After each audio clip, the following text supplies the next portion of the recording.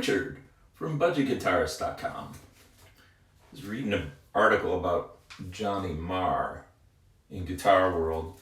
Sometimes I struggle trying to come up with concepts for videos, and whenever that happens, I don't really force it. I decide I'm just gonna film whatever's going on in my life at that point in time that's music related. So what I'm doing right now is I'm contemplating putting down a guitar part. So I think that what I will do is I'll set the camera up. I'm just gonna record a guitar part for a song that I'm recording. And some people might find that interesting and some people might not.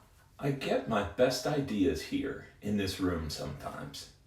Hang on a second.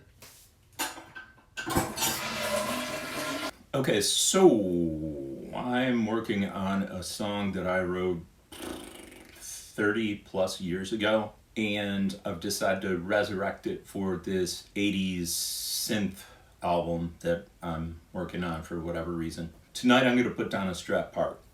So just briefly to touch on the Strat, this is a parts caster.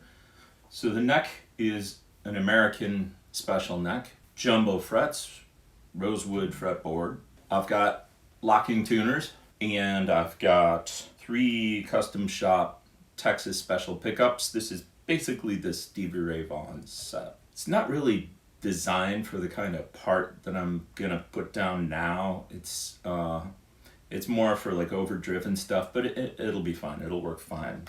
I'm on this position right here, these 2 pickups, which is some people hate it because they don't like the quack. Personally, I've always loved the quack, so quack it is. You can see I have the purple ghost sticker here where the volume knob should be. Thing about a Stratocaster, when they put the volume knob right here, is if you're palm muting, that thing is directly in your way. So either you're gonna hook your finger around it and use it, or it's gonna be in your way. I don't do volume swells with like my finger like it's 1972. Not that there's anything wrong with that. It's just not how I roll. So I take one of the tone pots and get rid of it, and I move the volume pot down. And then I always put a ghost sticker here. It's not always easy to find ghost stickers, but that's just what you have to do. So anyway, I'm going to record through my HX Stomp, and what I'm going to do is I'm going to pick like a nice sound and record that, but I'm also going to record at the same time the direct signal. That way, if I change my mind about the sound down the road, because like I'm really tired, if you can't tell. Like I was up at, the crack of dawn and driving into work. I have an almost hour commute both ways. So it's like almost 2 hours in the car, and 8.5 hour day. It could be brutal. So I get home and I'm super tired, and then it's Wednesday. I got to come up with some kind of video. But I want to work on a song tonight. Well, 2 birds, 1 stone. That's what this deal is. I'm not entirely convinced I'm going to make the best amp choice decisions right now. So that's why I'm going to record through the Stomp, so I can record the sound I like and then also direct in case I want to change my mind. If I change my mind later, I can use Helix Native, which is baked into my DAW. So let me set up this session. I'm gonna bring you a little closer, okay, so that you can see what I'm doing. Hang on. Okay, so here we go. My DAW of choice is Logic Pro, of course, and the reason is for $199, which I bought this product 7 years ago. I've had free upgrades ever since then, and it comes with a crazy amount of built-in drum machines, drum sets, synthesizers, blah blah blah blah blah. It's very, if you want keyboards and drum machines and stuff in your DAW, it's very hard to beat Logic. So Logic is the choice of a lot of composers. If you're mixing a live band, most people go with Pro Tools instead, because that's got maybe better tools for that. But I digress. You can't really see this. I'm not going to do a screen capture. I'll just talk you through it. Boy, am I tired. So I'm going to go Preferences Audio, and I got my I.O. buffer set to 64. Yeah, I'll just increase that to 128. Who cares? Input device, HX Stomp, perfect. Let me get rid of this empty track here. So we're going to make some new tracks. We're going to start out with input 1 and 2. On the HX Stomp, that's going to be my main left and right out. Okay, so there we go. Let's label that before I forget what the heck I'm doing. That's going to be HX Stomp main. Okay, now I'm gonna go new tracks, and I'm gonna go 5 and 6, which I believe is direct. So I've got both of these in record mode. So now I'm gonna go to the part of the song which is the verse. And what I want to do is I just want to play along with it and play the guitar part. Okay, for this guitar part, I'm following the bass line exactly. So I could just listen to the track.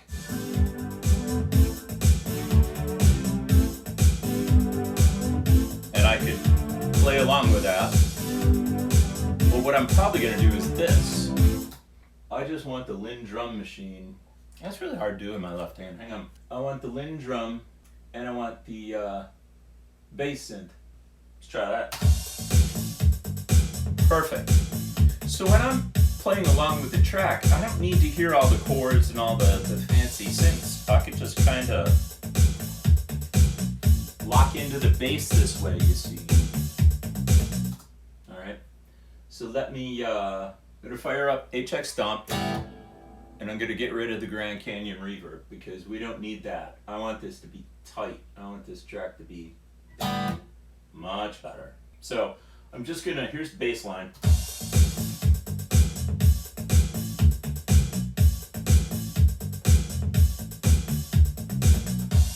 And it kind of does that over and over again, so I have to practice it a little bit.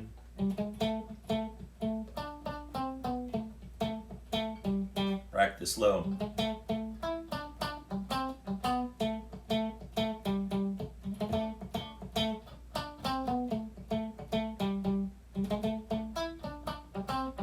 Let me practice with it.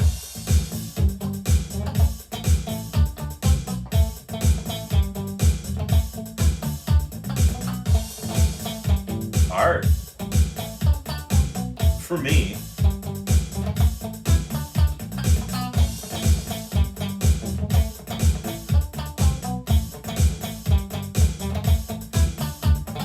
I can feel my shoulder tensing up with because I'm tired. It's an excuse, but it's also true. I can feel my shoulder tensing up and my arm and my hand tensing up as I'm trying to play this thing. And that is never going to work. The tenser I get, the slower my reflexes are. So what I really got to do is relax. So what I'm learning right now is like I got the idea for the part. I know what the notes are, but I need a lot more practice.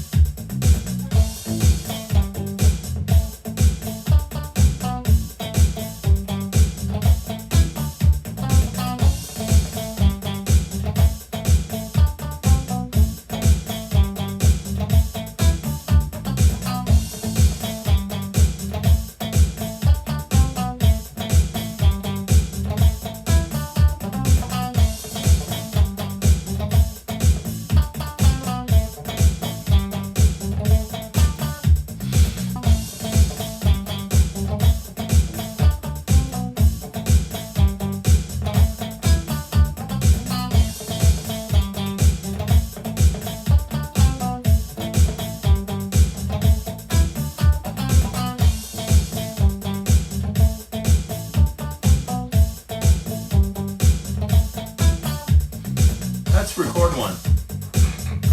Let's record one. I've got this set up, see this yellow line up here? I've got this set up for a loop. It's gonna loop indefinitely. So I'll play the whole phrase, it'll loop back, and I'll automatically do a second take, then a third take, then a fourth take, then a fifth take.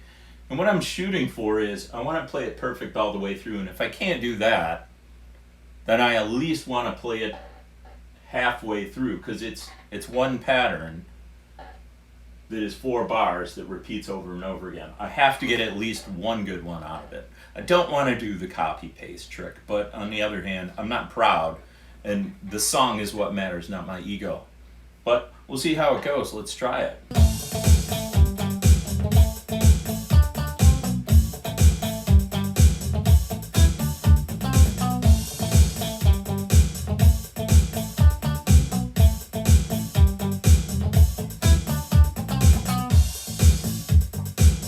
So out of that whole deal, I probably got one good pass. I think the one at the end was not bad. The cool thing about Logic is I can go in and basically comp so I can grab like half of one take and then half of another and use that in the track. I kind of didn't want to do that. I kind of wanted to play it perfect all the way through, but I don't know, for some reason this part is just, it's difficult for me. You know, it's not like strumming, like the precision picking and trying to alter it so it's not the exact same thing every time. Try not to hit any of the open strings. Trying to syncopate a little bit. Trying to make sure each note is about as loud as the last one. This is a lot harder than I thought it was going to be. So I'll see if I can comp something out of that take. And if I can't, I'm just going to have to, basically I'm just going to have to practice more. I'm going to have to woodshed. I'm going to have to spend a bunch of time, sit in front of the TV and watch half an hour or an hour worth of TV and just play that pattern over and over again. Well, anyway, this has been this week's video. Thank you very much for watching. Keeping it real this week, man. Keeping it real. If for some reason you decide that you enjoyed this, then great. Please consider subscribing, comment, thumbs up, all that stuff. And I will see you again next Friday, hopefully with some better guitar playing, at 5.